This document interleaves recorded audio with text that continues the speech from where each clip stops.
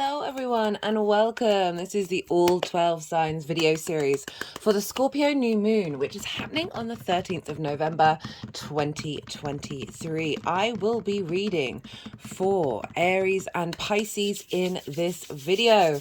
My name's Chloe. I work with card divination, astrology, and I channel energies through my body. It's just one of the ways that I channel. As you can see, my hands are moving around right now. This is independent of my conscious thought, drawing in energies from different dimensions to help us heal, help us clear stuck energy, and open up portals to source in order to get us in alignment with our soul's frequency.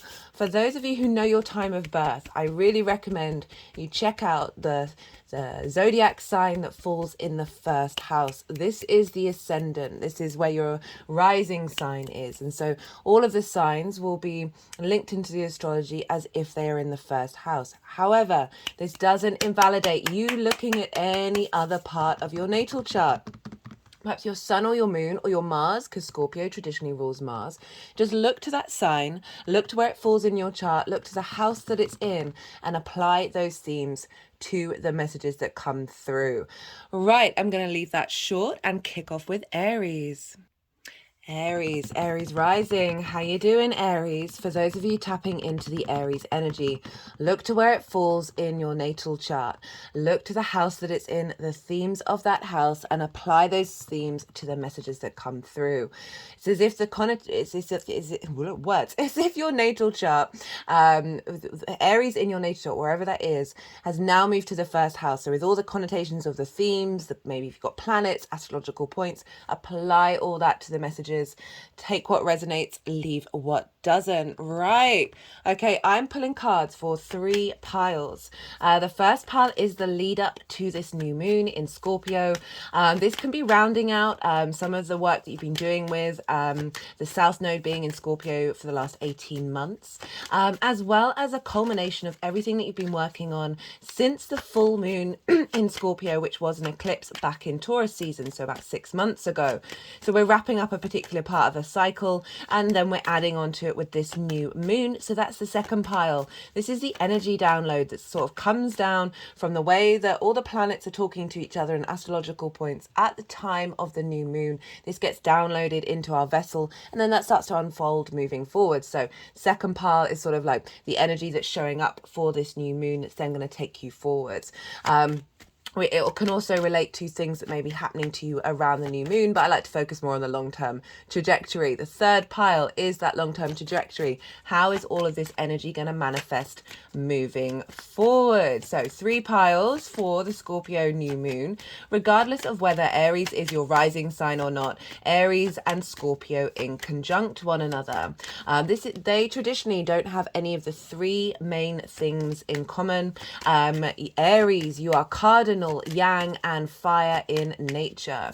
Scorpio is fixed, water, and yin in nature. So we're dealing with 6 different energies working together, trying to work together. So it can be a bit discombobulating. It can involve a little bit more hard work, maybe some crossed wires, maybe some confusion, a bit of conflict, because as I said, you are dealing with 6 different energies and they're all trying to figure each other out and figure out how can we work together, how can fire and water work together, how can cardinal instigating energy work with fixed, how can yin work with yang. I love in conjunct energy. I just always like to preface it of saying there is difficulties around an in conjunct.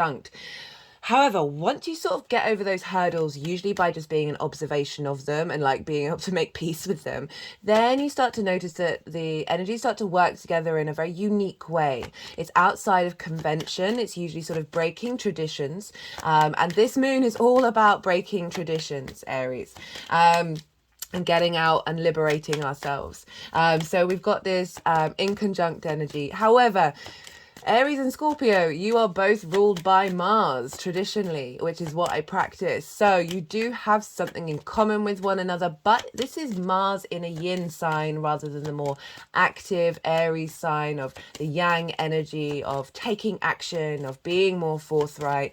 Scorpio is a little bit more observational, a little more strategy. So this is a great combination for you, Aries, because you're utilizing that martial energy, particularly for the Aries risings, but sun or moon, yin, that martial energy with this yin. So there's a balance with the Scorpio yin energy to help give you a sense of strategy and planning and a cultivation of your martial energy before then taking action. So it's really sort of giving you a little bit more stability. Okay, so Aries rising, where is this happening? This is happening in your 8th house. The 8th house is the house of transformation. This is about inheritance, cosmic or 3D inheritance. This is where your relationship dynamics show up, right? So it's not necessarily how the character in which you exhibit in a relationship or the character that other people exhibit in a relationship. Is the give and take between you and other relationships, whether that's with individuals, friends, big outside world energy. So this is the 8th house, is the outside world's resources and how you give and exchange with it. So that can be time, money, things, energy. Intimacy. And with the 8th house, it can always sort of bring up imbalances around scarcity, of not feeling supported, or of taking too much and taking up too much space and not allowing other people to have that space as well. So it's always about finding balance with that kind of thing.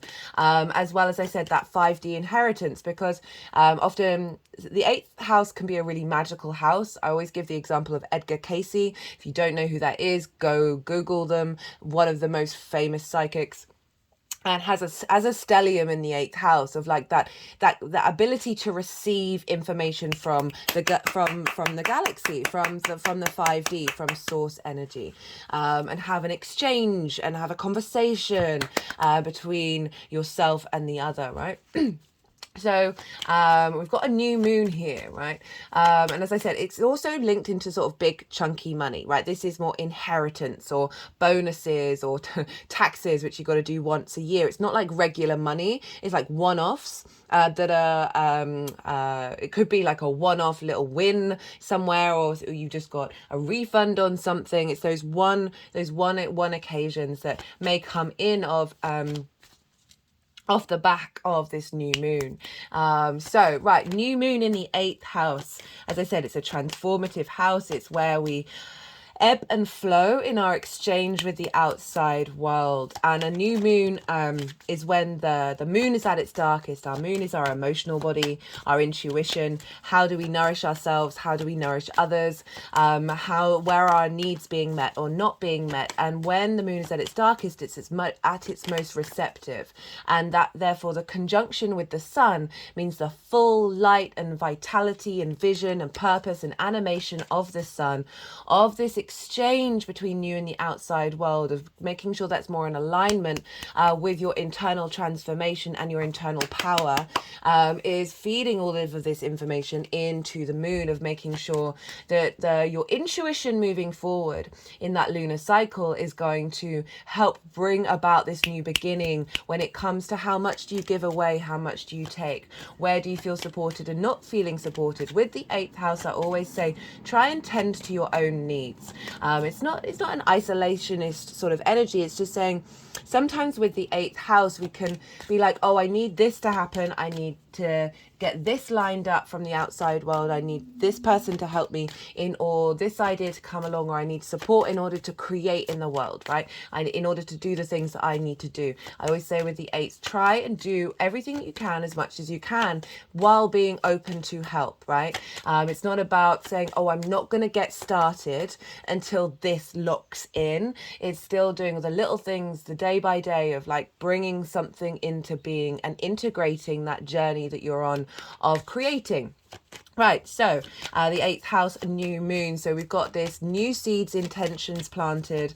If, it might be a good idea to plant intentions around this time. I always say that it adds to the energy. It doesn't necessarily detract, or you not doing it doesn't detract away from sort of the key points that the universe is going to be bringing in. In case you're watching this after the event. So 8th house, new moon, a new beginning in understanding what intimacy and exchange means for you. A sense of a deeper nourishment of your emotional fixed body that's more in alignment with Okay, I'm going to stop now, and then I'm going to start talking about the astrology, because then it will make more sense about the kind of things that I'm trying to express about what's coming up here. So the astrology for this lunation is pretty wild. There's a wildness and a softness at the same time, which I really appreciate. Why is it wild? Well, it's very, very independent. We've got Mars in its own sign. So Mars traditionally rules Scorpio. It's been in the sign of Scorpio for over a month now. So Mars is nearly conjunct the sun and the moon. Mars, super independent, very powerful in the sign of Scorpio, very protective. So the general energy I've been feeling with Mars finally in its own sign after a very, very long time. It would have been Aries way before that Gemini retrograde that we had for about 8 months. So Mars hasn't been in its own realm. Imagine you've been away for a year and you have just got home, right? There's an element of settling in. There's an element of saying, oh, I've not been here for a while, so I need to make sure that this realm is protected, right? I need to make sure I go over the defenses, see what's been run down, see what needs work, and then cultivate and observe and have a strategy of putting that into order. So that's what I see. That's what I felt for Mars being in Scorpio, of just feeling very supported by that martial energy of the actions that I'm taking are in order to create a long-term environment to then thrive in, right? Scorpio is very intense. It's very good at going into the darkness, into the depths of something, of getting to the as close as you can to the truth. Truth is very, obviously, there are things out there in the world that are, truth is very subjective. Even if you get to an objective point, it's still subjective. But Scorpio can be very good at figuring out what that sort of blunt reality is. And I feel with this 8th house transit, you know, Mars being in the 8th house can often find you going out and about in the world, having the motivation and drive to do so, as well as taking actions around rebalancing your intimacy, your what your exchange is, but just generally it can be just a little bit more motivation and drive to go out and about in the world. But this new moon, okay, so we've got Mars conjunct the moon, and we have Mars, very independent. Mars likes a job to do, with motivation, drive, your passions to get up and go. It's your momentum, it's your friction in order to create in this world. It's opposite Uranus. The sun and the moon and Mars are opposite Uranus over in Taurus. Uranus, if you think Mars is independent, Uranus takes it to the next level, right? I know in a lot of modern astrology, they see Uranus as the higher octane of Mercury, which I do agree with, but I also see Uranus being, I think Uranus has, all the outer planets have the capacity of being a higher octane version of all the inner planets. I don't like to attach them to signs, but Uranus for me also very martial, because Uranus is the oddball of the solar system. It's very independent, it's very confident and comfortable being different from all the other planets, and it keeps doing what it needs to do. And so it's really wanting us to embody that. It's very rebellious, it's very genius-like. It likes to flip things on its head and break out of convention, because it's still in the solar system, but it's different to all the other planets. So it's this acknowledgement of you can be part of society while also being non-conformist, and Uranus is very much that, as I said, the rebellious genius energy. So we've got Mars opposite Uranus, so we've got independence on independence. And so we've got this Uranus can often liberate, right? It can shake things up, it can break chains, it can clear paths that have been stuck with rubble that you haven't been able to navigate yourself. It's very good at clearing out energy, doesn't care about the fallout, but very good at clearing out energy that then takes you forward and allows your soul to be truly itself in a social environment, right? That's the sort of main goal I feel with Uranus. And it's with Mars. So Uranus is over in your 2nd house of your resources, rather than the outside world's resources, your resources. And this is the sort of baseline I feel for this house is, how do you value yourself, right? When we're out of kilter with that can distort everything else that I'm just going to say, right? So the things that you value, the things that you care about, your skills and resources in order to make regular income, as well as your manifestation ability. stability. Uranus has been here for a while, has been shaking up your skills, shaking up, radicalizing your sense of value. And so we've got this opposition with Mars and Uranus. I feel like Uranus is sharing this liberation energy, this unique, creative, breaking outside of conformity energy to Mars that gives you the motivation and drive to bring in new relationship dynamics that are more in alignment with your soul and your sense of value.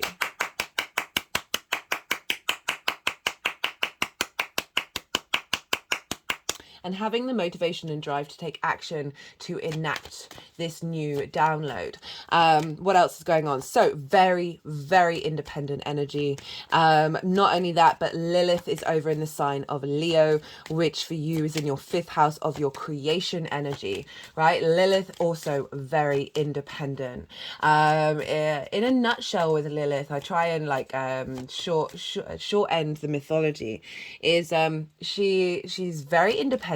She wants equality, she wants dignity, she wants respect, and if she comes across things that don't match that energy that she's putting out, she'll ask questions. So for example, hierarchical structures that don't make any sense, i.e. somebody's telling you to not do a thing that they do very freely, or hypocrisy where somebody is judging somebody for doing a thing that they actually do themselves. So Lilith comes across these things, and we'll want to go and have a conversation. We'll want to try and person to person, energy to energy, be like, hey, this makes no sense, let's talk about it. And if you're met with walls going, don't care, this is just how it's going to be, Lilith has the capacity of packing her bags and going and living somewhere else, getting away from that energy in order to be liberated, in order to be free.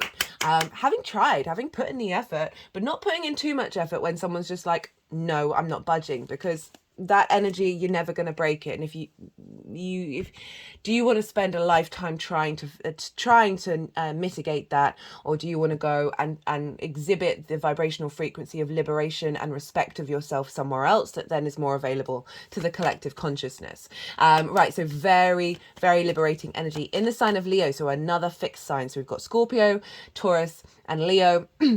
And she is square Uranus at 21 degrees of Leo, and square the sun and the moon, and square Mars. So squares can bring things into being, right? Can create difficulties that then create a catalyst that then bring that into being. So it's a real activation energy of bringing in this confidence of you being able to express your individual self when it comes to the give and take between you and the outside world. I also feel with Lilith being in the 5th house of your creation energy, right? The things that bring you joy, the things that bring you pleasure. This can be romance and short-term dating, as well as your inner child, children in general, or birthing things into the world that come from a creative place. Being creative is anything that you are putting your own individual slant on, bringing things into being. So it doesn't have to be the arts, it doesn't have to be music and art, it can be absolutely anything. But Lilith being there, squaring off this energy, I feel is activating a new frequency of the give and take between you and the outside world that comes from a place of joy, that comes from a place of your pure creation energy, that's liberating your creation energy and allowing that to be free, and reigniting the sense of value in yourself and clearing away difficult emotions around exchange, right? There can be resentment, there can be pain, there can be shame, there can be grief, there can be anger, there can be self-sacrificing, there can be a sense of I think that, yeah, that's enough examples that I feel like this new moon is, we're being rebirthed in having a more independent frequency come through. So if that was just the astrology, I would be a little bit concerned, because this is very energizing, very explosive energy that could ruffle a lot of feathers. However, there is a second side to this reading, to this astrology. There's another thread to it all. So we have the asteroid Ceres conjunct Mars, conjunct the Sun and the Moon. And this represents the Earth Mother Goddess energy. This represents the harvest of bringing in a sense of abundance, a sense of nourishment. And it's conjunct Mars and conjunct this new moon where new cycles beginning. So if it wasn't for Ceres, and there's other things as well, but Ceres is playing a really important role here of making sure whatever new energy is coming in is serving for the nourishment of self, right? Serving for your nourishment of a healthy relationship dynamics where there is abundance, where there is nourishment.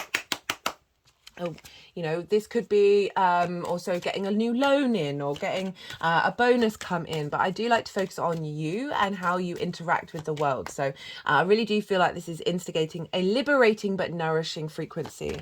Not only that, but we have Neptune over in Pisces, which for you, Aries, is in your 12th house, your hidden house, your house of mysteries, right?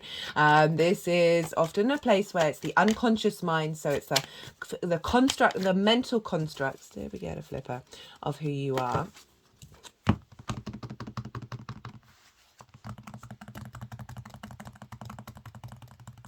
So I just had just felt the urge to do a bit of energy work there. Sometimes the energies like to do that, so do bear with me when that's happening. Right, Neptune and Pisces. Neptune is, as I said, in the 12th house, which can be linked into anxiety. Speaking of Neptune, there's the Hanged Man. Anxiety. Sorry, just trying to figure out if they still wanted the next card after. Anxiety, depression, grief, loss, because these are sort of constructs, these are hidden constructs, and often are in our unconscious mind. We've got trauma responses and limiting beliefs that then have us go on and respond in certain ways around us. And it's also, again, another very magical house. And so this is the hidden, what's hidden underneath all of that trauma is your soul's energy, is the magic of who you are. And my toes are kind of wiggling at that. And Neptune over in the 12th is helping bring in new realities into your unconscious mind, right? Neptune for me is the origin point of source, so how we connect to it in our natal chart and by transit. And it's all the frequencies, all the dimensions, all the possible realities. It's a lot. It can be very overstimulating, but it's in the sign of Pisces, which is a bit more dreamy, a bit more floaty because it's the ocean, and this sort of very fluky, magical energy that Neptune's linked into the film industry because it brings different realities into your own.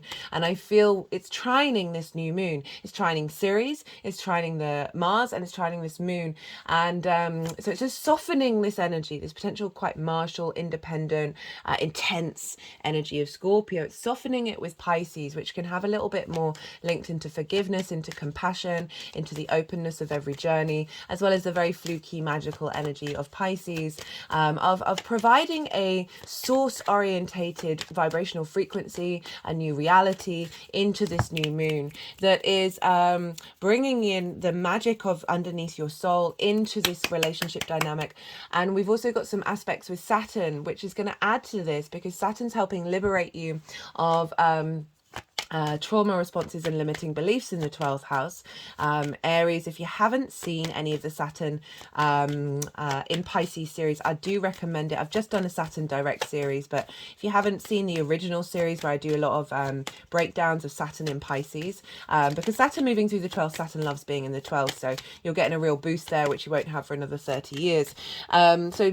So that Neptunian energy by trine, which is an aspect of Jupiter, bringing wisdom, elevation, expansion, a sense of cohesion to this new moon, to this new dynamic that's activating a new framework for you to embody the give and take between you and the outside world for the next 6 months. Also kind of till the next year when we have the next new one, next new moon, but certainly till the next full moon.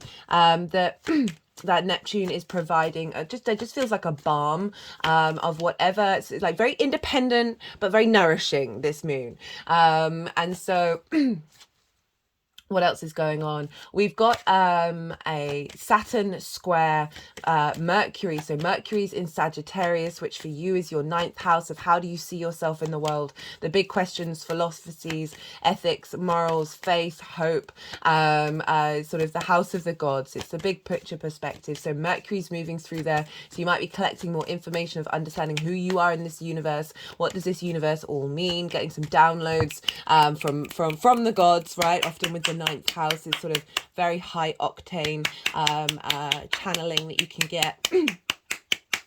Squaring Saturn. This is the first personal planet to square Saturn since Saturn's gone direct. And so Mercury and Saturn together, that's so funny when I was talking about Saturn going direct.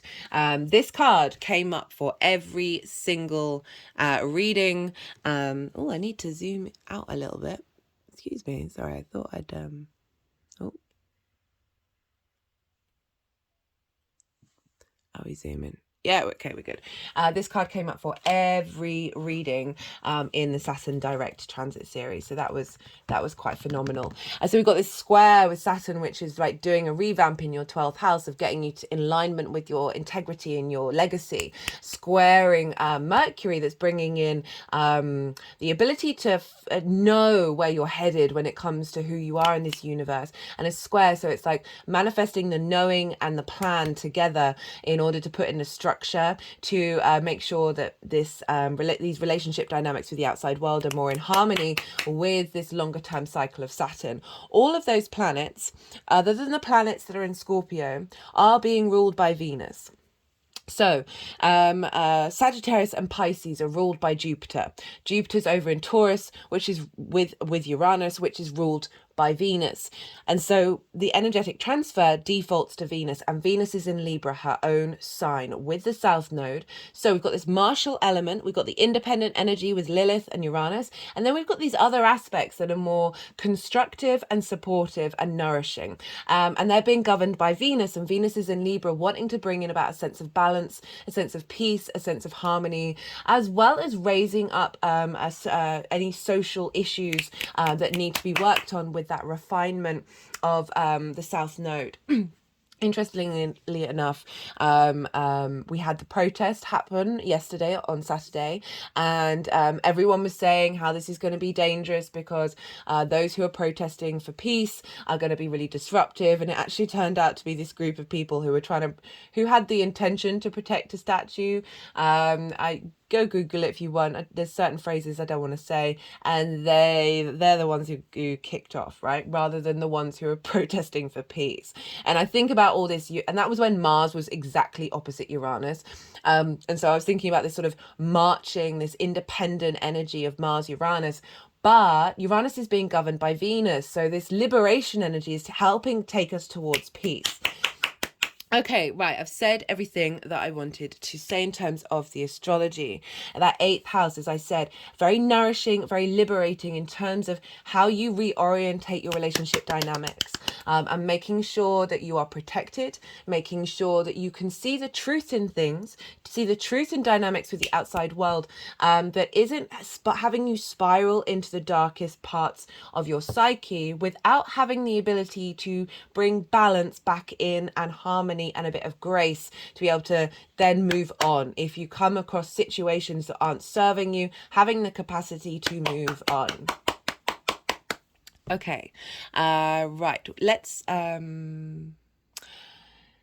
so I'm going to go quiet because they've put the deck down, which means the cards that want to come out are coming out. So I'm going to soften my mind and go quiet, let the energies move through me. They're going to be moving around, moving the cards around, and then putting the cards into the 3 piles. And I'll come back round and I'll bring in the tarot. I call you to do the same. So we've just had the yang day action side of the reading, the extrovert, the go, go, go, the stimulation. And now we're having a little bit of rest, a little bit of yin night energy. So I call you to soften your mind as well. Just go quiet in your mind. You've had loads of information. Just let it settle in your unconscious mind and then see what intuitive hits come up.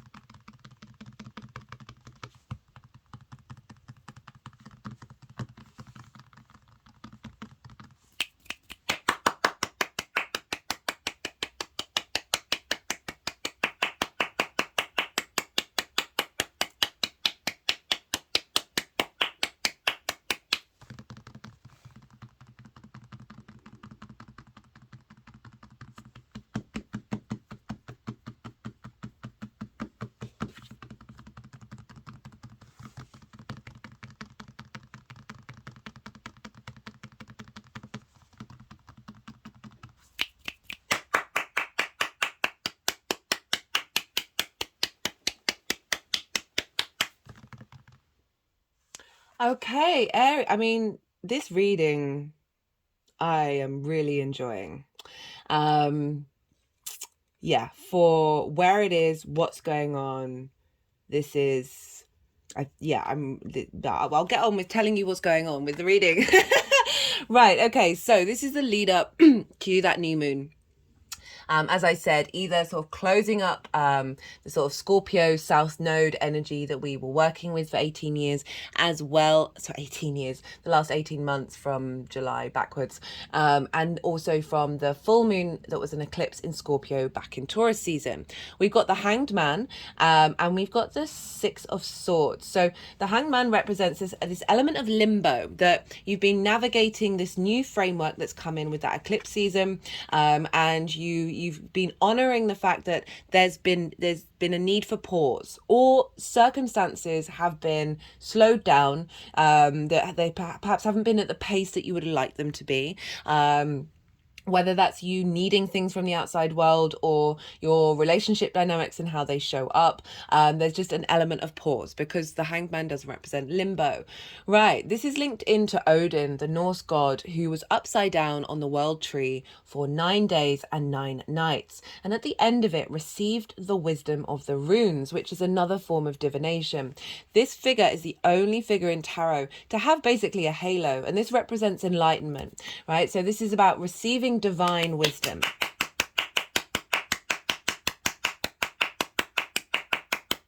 So perhaps that eclipse that happened in May brought about a big ending in perhaps a relationship or a scenario or a situation or a way of being, a way of thinking, a way of responding to things, that you've been in pause. There's an element of you've been collecting, you've been working, you've been navigating this new frequency, sitting with it. It might have been doing meditation or just acknowledging that the momentum of the outside world has slowed down for a little while in order for you to collect your thoughts, be at peace with something, let something be integrated. And this is sort of re-highlighted by the fact that we've got the Six of Swords. Now the Six of Swords again is another sort of limbo energy, but it's saying you're now between worlds.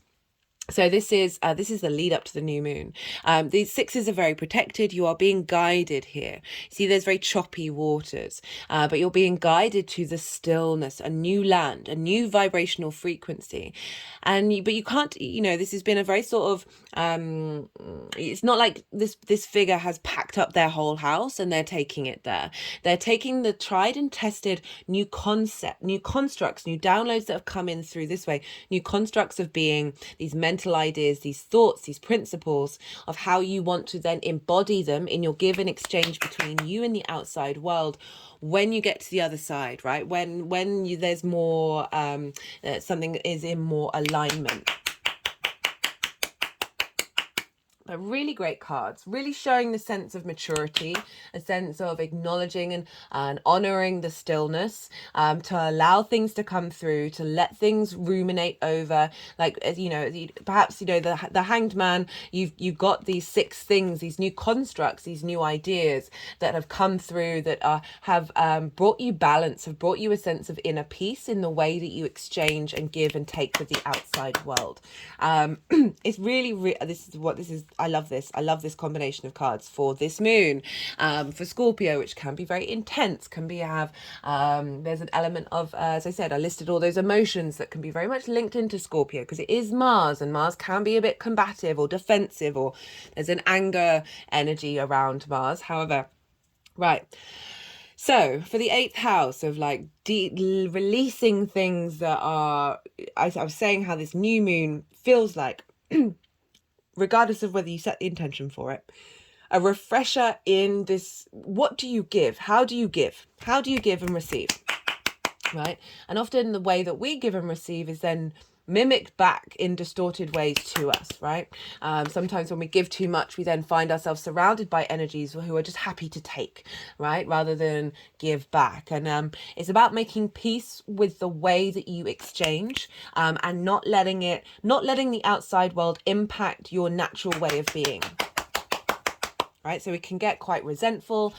There's bitterness that can come up. There's frustrations that then may affect the way that we behave. Obviously being very mindful of being very adult and grown up with your boundaries and who you are, and like noticing certain dynamics or situations or even places in the world that you go to where your energy is drained. It's like, no, that's obviously not for me.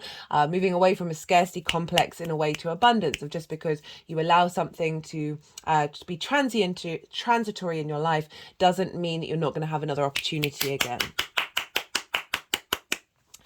So we've got the Four of Cups in reverse with the Devil in reverse, crowned by the Ace of Pentacles. Four of Cups in the reverse. This is, well, upright. This is melancholy. This is feeling like you don't have what the outside world's had, which is harmony and flow and abundance. And there's a sense of a stagnation. There's a sadness to this, but it's also like difficult to get out of bed sort of energy, or just certainly a general malaise around your emotional connection and your sense of joy and feeling like you've got the things that you want in your life that bring you a space of joy. It's in reverse though, and it's with the Devil, which can be linked into addiction, linked into something that has a hold over you. There's a sense of some binds that have been energetically around you, that may have caused you to seek more or fall into codependent relationships or that sort of thing. You can list all sorts of things around that, but it's in reverse. They're both in reverse with the Ace of Pentacles, which is for me saying this new moon is releasing this energy, releasing this stagnation, this melancholy, these things that aren't particularly healthy for you in the way that you move forward in the world, right? With the Ace of Pentacles, which is representing a new beginning, a refreshment in the give and take between you and the outside world. Even though this is water energy, this is still, if we link that back into Uranus over in Taurus, which is obviously an earth sign, of sort of opportunities coming in from the outside world, that is no longer going to everybody else, or perhaps being blocked by limiting behaviors that you may have, like addictions. We're all addicted, or just, do you have a phone? You're addicted. You're an addict. There's no getting around it. That there are certain behavior mechanisms that may have brought about stagnancy, that are being cleared out, right? With this Ace of Pentacles, I always link this into New Earth, right? Because there's mountains in the background, which represent this higher perspective. But there's all this abundance. We've got the flowers that are on the Magician's card. I can't really see the roses and the lilies, which is saying that this is an offering for you to step into your ability to create in the world, right? This is a new way of being when it comes to intimacy or exchange with other people, exchange with the outside world, new possibilities coming in that are fulfilling this new vibrational frequency that you're bringing in. So that's what's being seeded, is a release of this energy, right? And this is going to unfold moving forward. And you've got one card for how this is going to manifest moving forward, and it's the Empress. You couldn't really wish for a better card when we're dealing with resources. Because there is a sense of harmony and flow and abundance and fertility linked around the Empress. She wants you to feel good in this 3D world. She wants you and the outside world to be on good terms with one another. For it not to be, oh, why am I not getting that? Or why is everybody else getting that? Or I'm gonna take in this way that's more clawing rather than just being comfortable with your own abundant space, right? So the Empress, really fertile energy, lots of abundance coming in. And I really enjoy that this is sort of your mentality that's going to unfold in the way that you give and receive. Like the Empress is that abundance. You know, I was talking about sometimes the way that we give gets distorted by other people, and then we get a bit resentful and we shift who we are when this is really asking you to be you. Yeah, I like that the Empress is like, just feel good about who you are and what you do. Don't see that you not getting back necessarily what you give out is a depletion. It is in fact an element of abundance, right? Try and flip the switch on that energy rather than I mean, that's just one example of exchanges. Like it can go either way, right? I'm going to pull a quick card on the fact that Mars on the 18th of November is going to conjunct the Sun. This instigates a new Mars cycle, right? This doesn't happen very often, right? We get conjunctions with Mercury and the Sun quite a lot throughout the year. Same with Venus to a lesser degree, but Mars is the longer personal planet where we get conjunctions. The last time we had was in Libra season in October 2021. So you might want to go look back over the last 2 years and say, what have I been like? Where have your motivations been focused, right? You have Libra in your 7th house of your intimate relationships, right? Business partners, one-to-one clients, friends, intimate friends. There's also longer term committed relationships. Now, this conjunction with Mars, where the Sun puts the vision, the purpose, the animation into Sun to start into Mars to start a new journey, is in your 8th house of exchange, right? Your relationship dynamic with the 7th house shows up in the 8th, right? It's the give and exchange. So motivations, you're going to have motivations. This is why this new moon feels, the astrology for it's quite wild, but the fact that we've got this Mars instigating a new cycle in the sign of Scorpio, in the sign of this new moon, about a week afterwards, is really, really, really powerful. So I'm just going to pull a card, and we're not going to have another one until January 2026. So this is just over 2 years of this Mars cycle, where the 8th house will be a bit more of a focus for your actions out in the world. And you might want to look to where your Mars is in your natal chart, because the themes of the house that it's in may bring up themes that are linked into this new Mars cycle, as well as it being linked into your 8th house. So I'm pulling one card for the sort of energy of this new cycle for you, Aries, as well as like a tool. So we got the Four of Wands, so they just wanted to do some work on it. The Four of Wands, this is about collaboration. I love this for the 8th house. So I always link this card, this is a celebration card, right? But I link this into the harvest. And you think about the harvest, about how it takes about a year for a full harvest to go through, and it takes effort, and you need other people to get involved. This is about working with like-minded people, and then celebrating with the harvest at the end of it, like enjoying the bounty, the rewards that have come through. So this could be a project that you work on over the next 2 years that you then get to celebrate, and with the 8th house of drawing in the resources of other people to collaborate and create in the world, right? This could also be a marriage for some of you, because, as I said, the give and take between you and your partner from the 7th being built on in the 8th, sharing resources. This is linked into sort of milestones in your life that can come about. So super powerful. Love that for that Mars cycle. And I would say, as a sort of a tool to use through that, is think about collaboration and think about the balance between the work that you put in and making sure that you celebrate when you do when there is a milestone, rather than letting it go by the wayside and thinking of the next one. Give yourself a moment to pause and to breathe when you have achieved something, and that can like boost that martial energy. Okay, let's get some clarifiers. Let's see what wants to come through. Oh, we got the Fool, Voyager, Journey, Progress, Pathways. I'm not surprised. This energy is really powerful. This is a big clearing. Like, I don't often get the difficult cards in reverse here. It's usually difficult cards upright, saying that's what you've been working through. But I love that we've got the Aces and the Fool are very closely linked together. So it really is saying a new beginning in how you respond to the outside world, how you exchange with the outside world, and how the outside world then therefore exchanges with you. That is beautiful. The Fool operates from a heart orientated place. One of my hands has just gone over my heart chakra. Like this, whatever's going on, the good, the bad, and the ugly, is the pure enjoyment of the experience of existing just existing. Like, wow, what an amazing thing. But very heart orientated. Like, but there's a naivety to the Fool, there's an openness to the Fool, and it's making me think about the resentment of, or like the major sort of theme that I've sort of took example that I've used as a theme in relation to the 8th house of like giving and then getting resentful about giving. The Fool's just going to keep on giving, but I like this energy because it's sort of saying that there's a vibrational frequency coming through that is giving you the space to be able to do that and be at peace of giving without needing it back, right? And so often we think we do that, but it can build up, it can build up, it can build up, and then all of a sudden when you ask for help, you don't get help back, and that can just sort of shatter you because you're just like, well, I don't get it.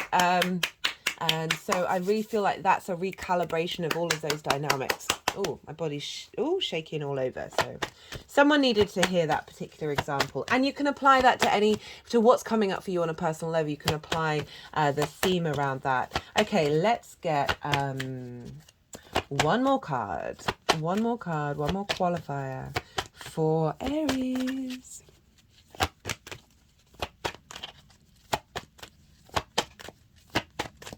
Final card, please.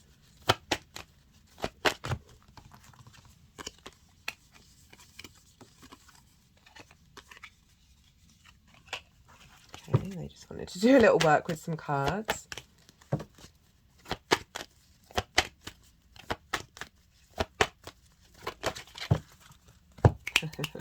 The energy's been pretty wild while I've been doing this video series.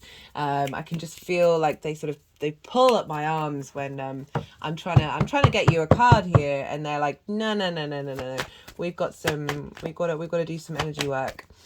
So it is what it is. But it's sometimes I'm able to sort of override it, but I haven't really been able to, and I keep trying.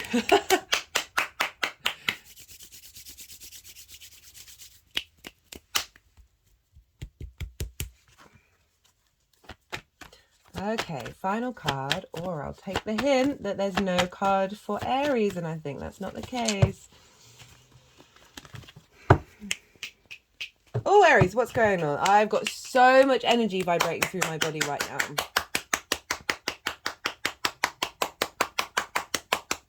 You do have the North Node in your sign, so... Oh. Speaking of the North Node, if you haven't seen, there's a nodal transit series that I've done with the North Node being in Aries and the South Node in Libra. So as you are Aries, I would recommend it because that is going to tie in with this eclipse cycle that we're going to have for the next year and a bit. So I do recommend it. It's in its own playlist, so it's really easily accessible. Right, Aries, they've decided no cards coming out for you. So I just cut the deck and got changed. It's not surprising. It's sort of reconfirming the main theme of the reading. I'm going to leave it at that, Aries. I don't want to push it. If there's no card, there's no card. I hope you enjoyed this. I certainly did. That was as a tarot reader, that was a beautiful reading to read. I haven't seen something like that in a while. Be good to yourself, Aries. Be good to those around you, and most importantly, be well until we meet again. Pisces rising. How are we doing, Pisces? So for those of you tapping into the Pisces energy and it doesn't fall in your first house, look to the house that Pisces does fall in. Look to the themes of that house and apply those themes to the messages that come through. It's as if that Pisces energy, with all of the connotations of your natal chart, the themes of the house, any planets or astrological points you have there, have now all moved to the first house. So take what resonates, leave what doesn't. I'm going to be pulling cards for hello the moon, for 3 different piles. The first pile is the lead up to this new moon. This can incorporate closing out what you've been learning with the South Node in Scorpio, because this is the first new moon or outside. Let's see if they want these. Outside of the eclipse cycle, as well as a culmination of everything that you've been working on since that full moon eclipse that we had in Scorpio in Taurus season. So what you've been working on over the last 6 months. The second pile The second pile is the energy of the new moon itself, right? I see lunations as portals, right? These are download times. So it's the tapestry in which the astrology of that new moon, that frequency that all those planets are bringing together as a whole, what's being downloaded for you into your vessel that will then unfold moving forward. It also can relate to what's going on at the time around the new moon, but I like to focus more on the energetic download. The third pile is for how all of this energy is going to manifest moving forward. Right, so I've done a collective reading. You might want to go check that out. That's where I break down the astrology in way more detail. So again, like really talking in more depth about the tapestry of all the planets and what that can mean. So add on a deeper level of understanding of what this new moon's all about for you. I also get a bit more esoteric. I talk about the soul's journey with the collective readings, as well as doing collective tarot, channeled messages, all those sorts of things. So go check that out if you're interested.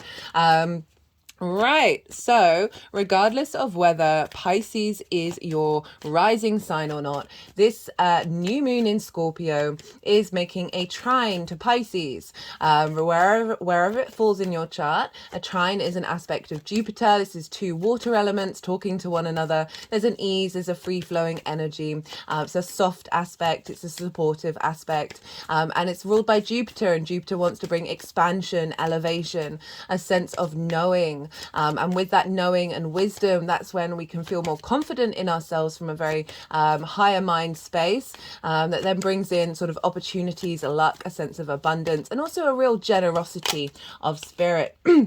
With Jupiter's trine energy.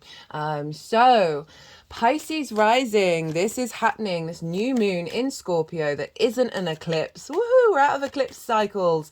In your ninth house. Your ninth house is the house of the gods. This is where your big picture perspectives fall. Perspectives is the key word for me when it comes to the ninth house. This is morals, ethics, philosophies, faith, your connection to book religion, source, energy, nature, science. It's the question, it's the big questions in life, right? Why do I exist? What does this universe mean? How does society work? All of those sort of bigger questions. It's also linked into learning and teaching. It's a mastery of something. So something that you've been doing for a while. Or wanting to instigate, because it's a new moon, a new mastery level in whatever it is that you've been learning. And this can be both in regards to sort of physical things or sort of more mental things, or even on an emotional level, right? Because we're dealing with water here. But again, it's about broadening your perspectives, refining your perspectives in order to share them with others. That's where the teaching comes in the ninth house. And not in order to change their minds, but just to, provide more information so people can make up their own minds. It's also linked into foreign travel. It's not just foreign travel for me, but it's like moving away somewhere that is unfamiliar to you for a longish period of time in order to broaden your perspective. So this could be very much linked into foreign travel, but also say you've lived in a city your whole life and then you decide to move to the countryside in the same country. This is a familiar country, but it's an unfamiliar environment. So it could be anything that's just in order to broaden your perspectives.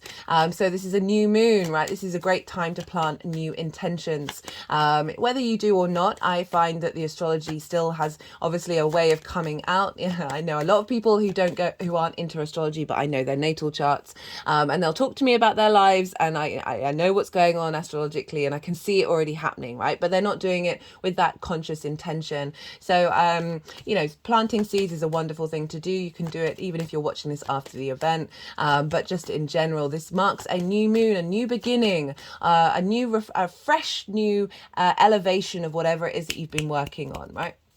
So why is that? Well, the moon is at its darkest. This is our emotional body, our unconscious mind, our intuition. How do we nourish ourselves? How do we nourish others? Where are our needs being met and not being met? And it's at its darkest, which means the moon is its most receptive. And it's receiving all of the light of the sun, which is our vision, our clarity, our purpose, our cognitive mind, our animation. So the moon is getting a download from the sun of where it's headed next on its cycle. So this is a refresher. This is of who you are and who you are in this universe, a refresher of your perspectives. As I said, it could be instigating a new cycle when it comes to mastery, as well as perhaps a new desire to go and explore in the world and go explore different perspectives, as well as a fresh new higher vibrational frequency in how you see yourself in the world, how you see yourself in the universe. What is your part to play in all of that? It's very much the ninth house stuff. And then when we understand that, that's when we apply it to the 10th. So if you do the cycle of the houses, they build on one another. Right, so let's talk about the astrology. This is an interesting moon. It's a really powerful moon. There's two threads to this moon. So the sun and the moon are in Scorpio, and they are conjunct, which is a very intense sign. They are conjunct Mars. Sorry, the energies have been really rampant in this series.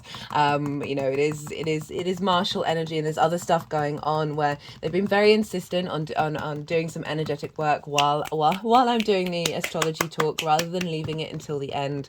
So you do just have to bear with me while they're doing this. Right, so the sun and the moon, they're in Scorpio, very intense energy, right? The ability to go into the darkness and liberate yourself. With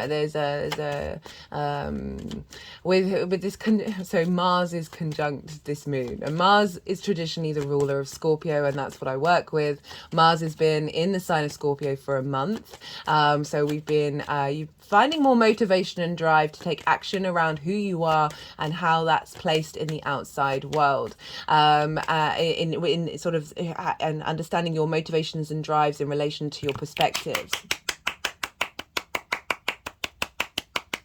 And I felt that Mars, this martial energy in a yin night sign, is more protective. And every time I say that, sort of my hand goes over my heart chakra, because it's more on the defense rather than the attack, which could, you know, in terms of the yang yin energy. And I feel like Mars hasn't been in Scorpio for a really long time. It's not been in its own realm, right? Imagine you've been traveling for a year and now you've finally got home. This is Mars in Scorpio. So this is an element of like tending to the things that might have got a bit run down, strengthening your principles and your understanding of yourself before the next cycle starts.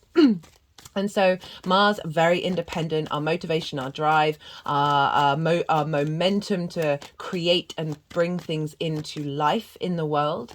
And it's conjunct this moon. And so it's making this moon a very independent energy, a very committed to protecting your being and how you see yourself in the world. And it's can be very feisty. Obviously, Mars is the god of war. It can bring about conflict, drama, and frustration. But that's not what I'm really getting with this. It's more a breaking out of old structures, especially old emotional structures that some of our darker structures can show up in the sign of Scorpio, of like intense just an intensity. There can be frustration, there can be grief, there can be anger, there can be rage, there can be hurt, and I just feel like we're liberating ourselves from a lot of those dynamics that aren't serving us in the long term, and finding new motivations and drives to go out into the world that is coming from that sort of higher vibrational energy of Scorpio, of being able to see reality, right? Being able to see the light in the darkness, being comfortable going into the dark in order to reveal things. Very transformational energy, but this moon, right? So not only is Mars conjunct the moon and the sun, but Uranus is over in Taurus, opposite Scorpio, opposite the Mars, opposite the sun and the moon. And if we think Mars is independent, well, Uranus comes and knocks it out of the ballpark, right?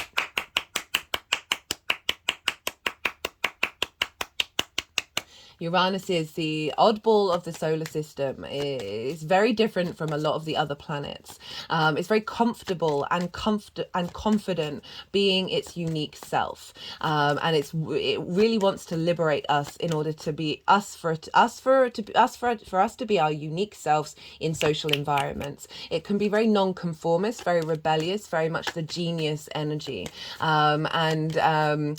it's opposite Mars, and it's in your third house of communication, right? Your local community, bringing meaning into your day-to-day.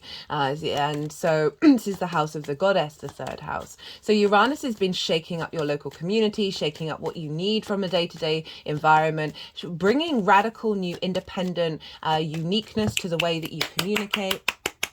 And it's opposite Mars. And as I said, this is liberation energy.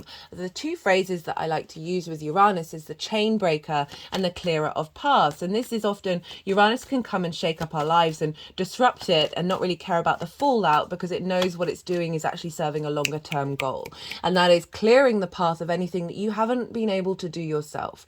Clearing chains that you've had around you that keep you bonded, that don't set you free. And so Uranus opposite Mars is... Uranus is trying to break out your way of expressing yourself and feeding that into your motivation and drive to understanding who you are in the world, right? Very, very liberating, giving you the space to be able to express these new perspectives and the momentum and the with confidence of being able to do so. And not only that, but we have Lilith over in the sign of Leo, and Leo for you is in your 6th house of work, health and routines. And Lilith is again a very, very independent energy. She's squaring Uranus, she's squaring Mars, she's squaring the Sun and the Moon. And Lilith, in a nutshell, wants to be treated with respect, dignity, and equality, and will confront energies that don't bring that energy in relationship dynamics, or any kind of dynamic. That can be working dynamics as well, because we're dealing with the 6th house here. Any hierarchical structures that don't make any sense, as in somebody telling you to do something, but they do it very freely, and they don't, there's no justification for them saying you can't do it. Being hypocrisy, judging people for a thing that you actually do yourself. So Lilith will go and have that conversation with that energy or corporation or whatever it is and say, hey, what's this all about? This doesn't make any sense. This legitimately is fundamentally flawed. And if she's met with an energy that's like flat out, no, this is never going to change, nothing's going to be different, Lilith is like, right, well then I'm off, right? She's not going to stick around. She's not going to put all her time and energy into something where there's just fundamentally, there isn't going to be a shift in that dynamic. So we've got this very liberating energy with Uranus and Mars, and then we've got a very independent energy with Lilith squaring this. So it's activating a new manifestation energy in you understanding a new framework of how you understand yourself in the world from a higher vibrational frequency that is providing Uranus is providing liberation of you being able to communicate that and express that in your day-to-day basis, and then that's all feeding into Lilith of making sure that you clear hierarchical structures perhaps in the way that you link into yourself in terms of your physical health, your routine. So any blockages around that hasn't been, you may not have been treating yourself with honor, respect and integrity, right? And so in our unconscious mind, and breaking some of those limiting beliefs around, as well as making sure that you the way in which you work is coming from a very independent, organic, individual space that is feeding into how you see yourself in the world, and making sure that you apply that in the way that you express yourself as well as in the way that you work, right? So it's a big transformational energy. If it was just that, if the astrology was just that, I would be a little nervous, right? Because this is, as I said, independence, very ruffling of feathers energy, right? Can be very combative and disruptive and discombobulating, but we've got another side of this moon, and it's really beautiful, and I love it so much. I've been enjoying talking about it every time. The Ceres, the goddess of the earth goddess energy, she's an asteroid. She's conjunct Mars and the moon in the sign of Scorpio, and Ceres is linked into the harvest. She's the earth mother, fertility, abundance, and a deep sense of nourishing. So if we didn't have this conjunct the sun, moon and Mars, I'd be a little worried that this energy could cause us to be a bit disruptive and a bit destructive to ourselves and to where we're headed. However, we've got this Ceres energy saying, hey, everybody, everybody listen, right? We are going to bring some deep, deep nourishment into this that is actually going to serve your long-term abundance cycle. Not only that, we have Neptune over in Pisces, your sign, Pisces. And so Neptune is making a trine to this new moon, and a trine to... I completely forgot to say Pisces rising. Pisces rising, I'm sorry. I just realized I missed out talking about how this energy is this embodiment of self, right? This trine energy that's linked into Pisces is providing wisdom and elevation of you being able to embody this new download that's coming in the way that you perceive yourself and the world around you. Forgot to mention that, Pisces. I do apologize. And so setting intentions around that is going to help you then embody that moving forward. And so Neptune in the sign of Pisces, your first house, your house of self, how you embody your sun or your moon in your actions and your deeds. This is your vitality, your character, your appearance, often how other people see you. So Neptune has been there for a while. So you've been potentially navigating source energy in your body for the last however many, because I think it's 2011 that Neptune went into the sign of Pisces. For me, this is the portal to source. This is all the frequencies, all the dimensions, all the possibilities of existence. And it can feel very discombobulating, especially if it's gone over your ascendant. You may have felt very hypersensitive because you're dealing... Neptune, there's a lot of energy there. It's very intense. As I said, it's all the possibilities. It's also deeply compassionate of all those possibilities as well. It's very magical, it's very mystical, it's very idealistic. And Neptune is linked into the film industry because it's very good at bringing different realities into your own.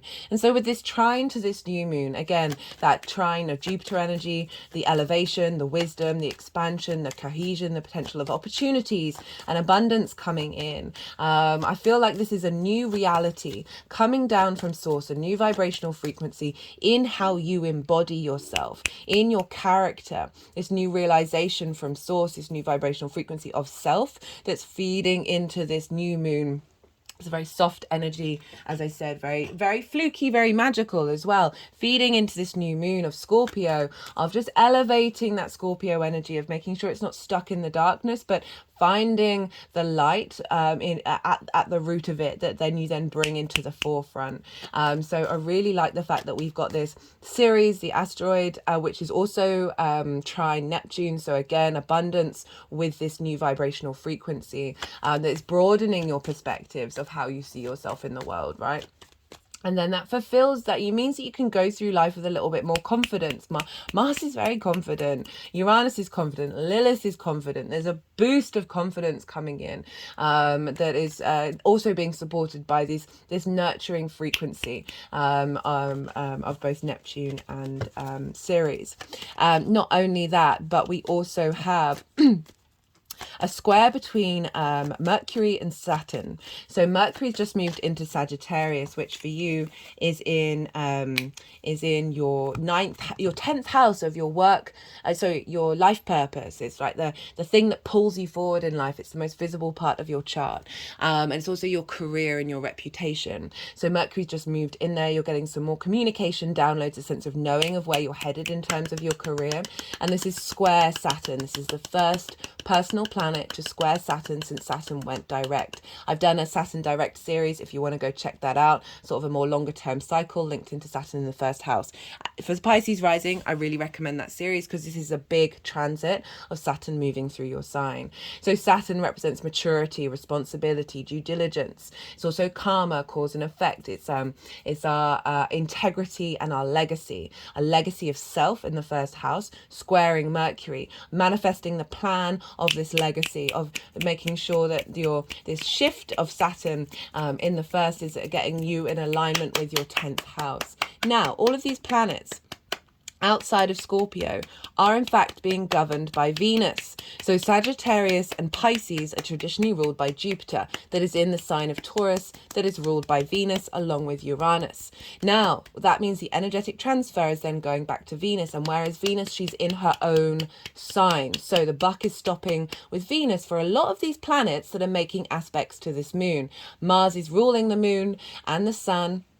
therefore ruling Lilith, but all the other planets are being ruled by Venus. So we've got this two-pronged effect of this martial energy and this Venusian energy. So Venus is in her own sign. She's very strong here. She's with the South Node.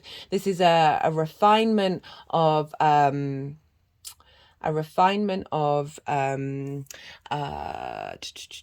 brain freeze.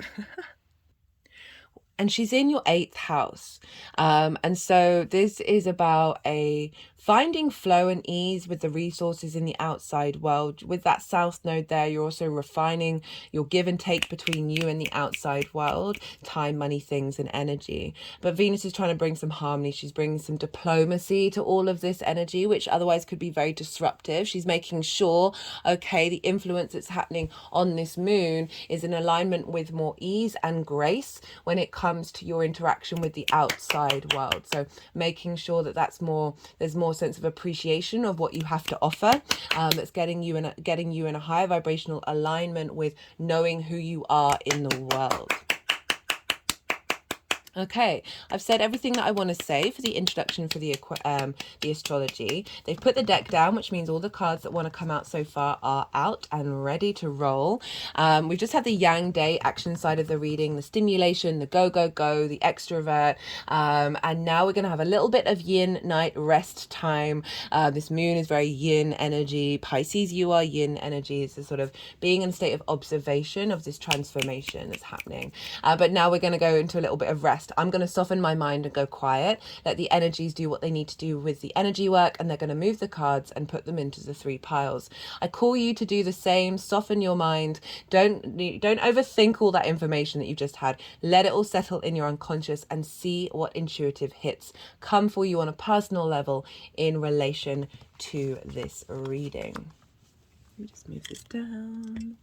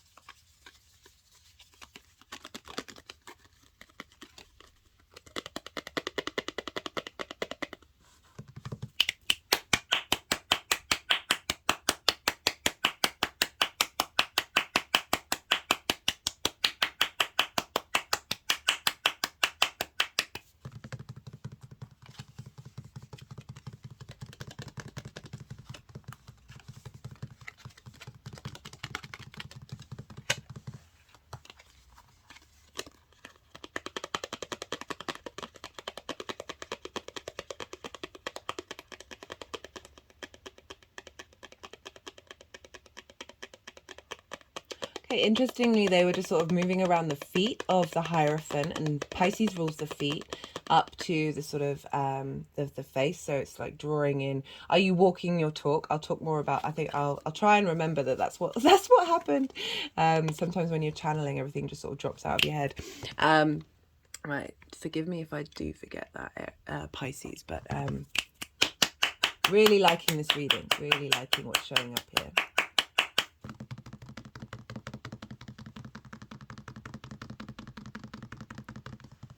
Okay, so for the energy leading up to this new moon, as I said, this could be wrapping up a big theme linked into the South Node Scorpio axis, where you've really been refining who you are and what you think about yourself and how your perspectives are.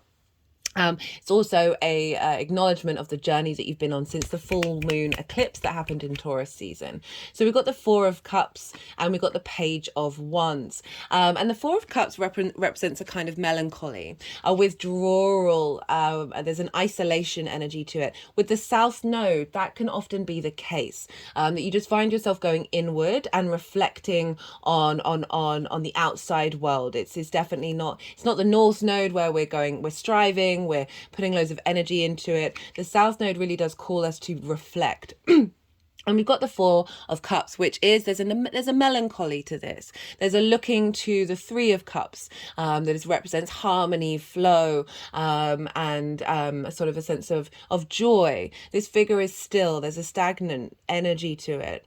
But I'm just getting with that South Node, having been there for so long, of just sense of feeling that you may have been quite separate from your ability to find joy of who you are in the world, in order to refine it and let go of a lot of that energy. Okay, they're liking that one. They're responding to that letting go, which was what I was going to talk about with the page. And I feel that the Page of Wands, Pages are very excitable energy. They are the youngest of the court cards. It's more like apprenticeship energy. What I'm getting with this is you've been spending time navigating this new frequency that is helping you release this sense of isolation, right? You know, we had an eclipse in Taurus, which was still part of that cycle, and you know, the South Node hasn't been long out of Scorpio. That it is a readjustment with this page of this new frequency that's come in, this new sense of passion, the spark of life, the I am, of the fire, of the wand energy. That you've been getting creative with the way, with messages, with communicating with yourself and understanding who you are. It just feels like a freshness, even though, you know, there's still, it's clearly been, this energy takes a while to integrate, right? I'm a big fan of integration. It's one of the reasons why I take a little bit of issue with the 12-step program, simply because when you fall off the wagon, you go back to zero. This feels like, yes, you've had eclipses, yes, the South Node's left, but this energy saying you've been spending the time in, like, incorporating this new frequency. And Pages, as I said, very excitable. They're very happy. They like to share this information, and it feels like you've been and it's, you know, it's fire, it's very vibrant energy, that you've been able to sort of step over the melancholy, over that feeling of oh, I've been isolated and I'm not connected to the world, and bringing in a sense of that fire, of combusting it and like clearing it out.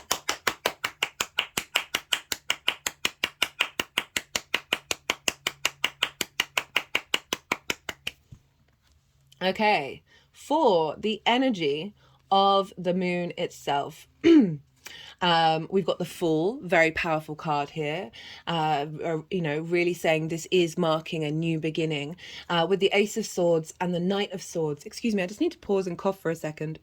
Sorry about that, Pisces.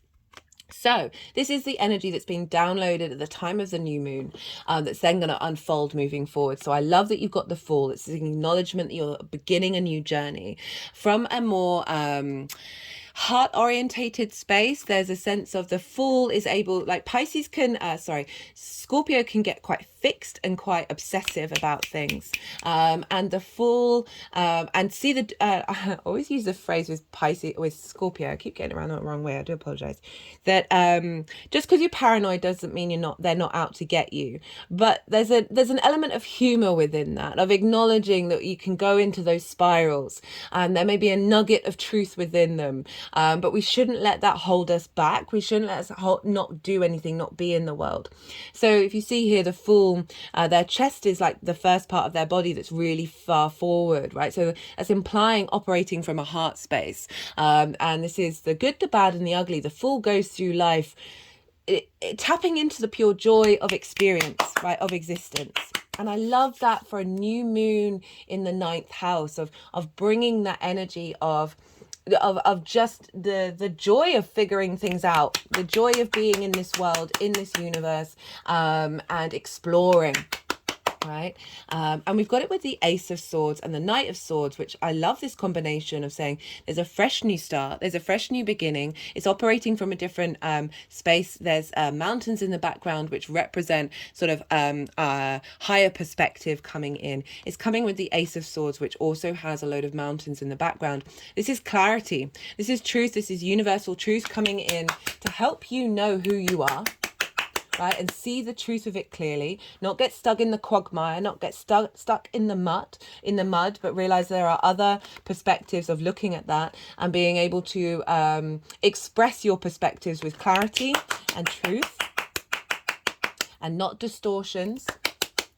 with the Knight of Swords, which is saying not only are you going to be able to express this new perspective and new understanding, but you're embodying it. So if you think about that with Saturn and Neptune in your sign, of finding the ability to have the motivatum and action to put these perspectives that are unfolding into practice. You know, the ninth of house is very sort of meant like ideas and constructs, right? Of faith, of truth, and whatever these things mean to you. So I love that we've got the swords showing up, even though this is a water sign, of saying that these principles, these perspectives, you're going to be able to embody them, but it's coming from that full space, which is beautiful, because you're not getting fixed in certain frameworks and then limiting yourself. There's a real sense of freedom coming in. How this energy is going to manifest moving forward. We've got the Seven of Wands in reverse, and we've got the Hierophant. I really like this combination because the Seven of Wands upright, this is someone who has the higher ground. But the way that I interpret this card, purely like, look at the face of this person. In all the tarot, this figure looks the most unsteady, the most kind of like, who am I? What am I? Do I even have any internal power? I feel like there's so much competition. I'm losing my footing. They're wearing odd shoes, right? That makes you unsteady. Nothing wrong with it. It's quite fun, actually, wearing different types of shoes together. But in terms of the ninth house, of your perspectives of yourself in the world, it's moving away from being in this sort of competition, scarcity mindset, and not seeing your own value and just appreciating your own value for that sake, rather than saying, oh well, I've got to tap into this thing in order to win, in order to create space and beat the competition, right? It's moving away from that. Because I always say, when this card shows up, look to yourself, look to the thing that brings you value in yourself, and nurture that for your own sake, not for the outside world. It's in reverse, so it's kind of implying you've moved away. Like there's commitment to this card, but you're moving away from that unsteadiness of who you are in this universe, of your perspectives, of your morals, and it's doubly confirmed by the fact that it's coming with the Hierophant, and the Hierophant is about be your own guru, right? This is also Taurus energy, which is where Uranus is, of being able to communicate and express that. You know, think about those the sword energy of being able to express those ideas. But the Hierophant is, as I said, be your own guru. This is someone who studied for a long time and embodied their perspectives, and now they're at a place where they're able to share that with others, and express that in a way that they're confident and comfortable with their own integrity. If we bring in that Saturn square Mercury energy of like, this is how it's unfolding, of you going beyond feeling like the outside world is beyond you and you are isolated. This figure is now talking to other people, right? This is very much community energy. It's linked into tradition, so I feel like you're accessing some of your soul energy that's going to help you crystallize and have confidence in who you are, that comes from a long line of tradition in the universe. You've got the keys to then share this wisdom with other people, and just feel good about yourself. I'm really getting that vibe of like moving away from that isolation to being like, now you've refined your perspectives with that South Node transit. Now we've got this new moon that's activating all that work. Okay, I'm going to pull one card for a Mars transit. No, that's two cards.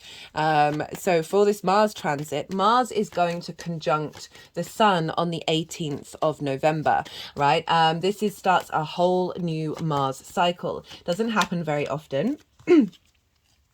And we've got it's happening in the sign of Scorpio, and the last time it happened was in the sign of Libra in October 2021. So you might want to look to what your motivations have been over the last couple of years. What does it seem? You may not have noticed it during, but you may see a thread of you focusing more on the give and take between you and the outside world, and getting that in alignment. And now with that alignment, Mars is now activating a new cycle that's going to go on until January 2026, of your motivations, your drives, your passions are going to be linked into your perspectives and how you see yourself in the world. And they're broadening your philosophies, you're deepening your understanding. It's teaching, it's learning in the ninth house. And you've got the Hermit. which I think is great for the ninth house, because the Hermit, again, very independent. This is Virgo energy, but it's very independent. It's up on the mountain, right? So you got more mountains showing up. But this is an acknowledgement that your drive around, there's a real confidence with the Hermit. It has its capacity of knowing its own truth by not needing it from the external world, right? Of going inward to find your inner wisdom. So super powerful card to show up of like what the energy is showing up for you for this next Mars cycle, and perhaps a useful tool for you to, if you've got questions about something, and go maybe spend time by yourself, spend time in nature as well, because the Hermit is obviously outside of cities. Spend time in nature, or maybe do some meditation or whatever it is, with the question in mind, and then go and soften your mind and go out into the world, and then see what answers come through that help you understand the next stage and where you need to take action. Okay. And I really like that transit because it's happening just after this new moon. It's just reminded me, because it's put it on the new moon part of the pile of, is we're getting this refresher in Scorpio with Mars in the first time it's been in Scorpio for ages, and then we've got this new activation point in Scorpio. So this new moon is facilitating this new cycle. So I like that the Hermit's just gone there, is saying this wisdom, this ability to tap into this kind of wisdom is being activated also with this new moon.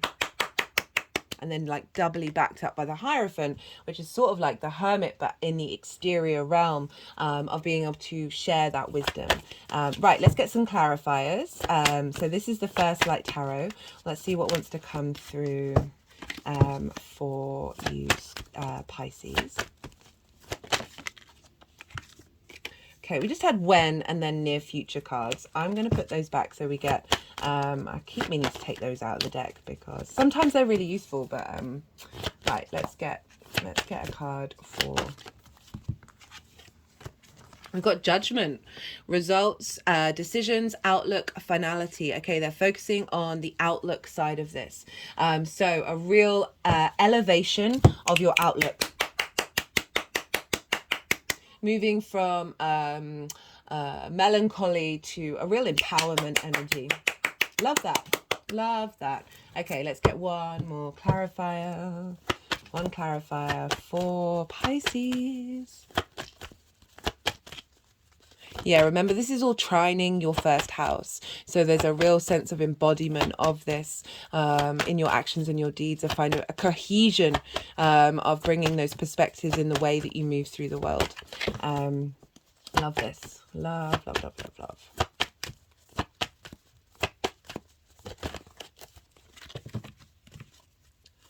Final card for Pisces.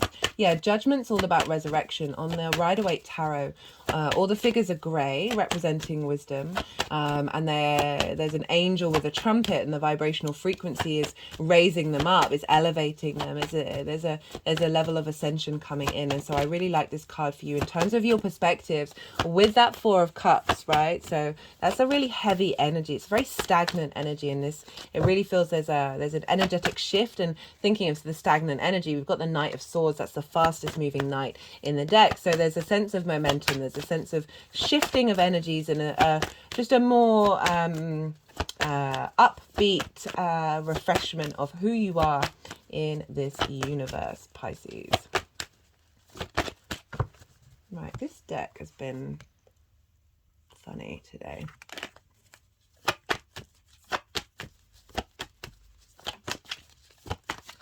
Final card. Yeah, they didn't want to give one to Aries, so we'll see what's going on. How do you clear these decks?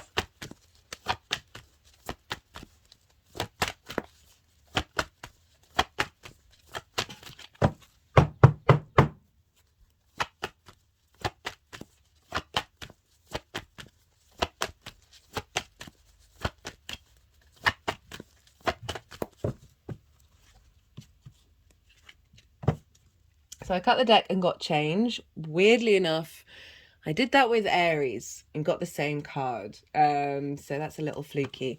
So just, as I said, it's just acknowledging the shift and the rebirth that's happening with this moon.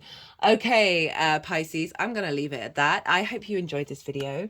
I hope it resonated. If it did, don't forget to hit that like button, feed the algorithm. Other than that, be good to yourself, Pisces. Be good to those around you. And most importantly, be well until we meet again.